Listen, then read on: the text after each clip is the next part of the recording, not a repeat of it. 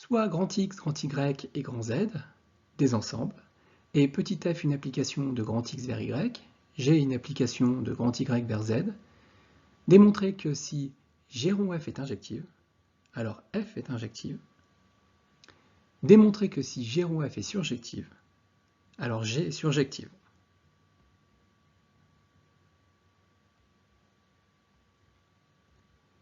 L'hypothèse de la première question. G rond F est injective. La conclusion, F est injective. Concentrons-nous sur la conclusion. Prenons x, x' des éléments de grand X, tels que f de x égale f de x'.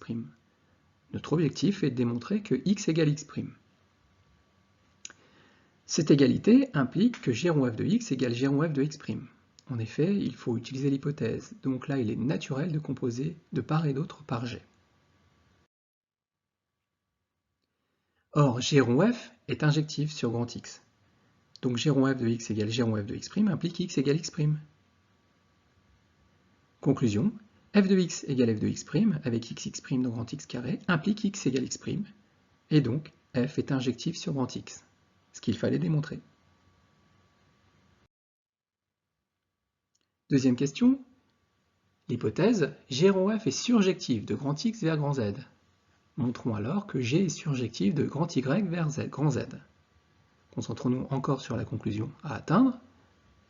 Soit petit z un élément de grand Z, montrons qu'il existe un antécédent de petit z dans grand Y par la fonction g.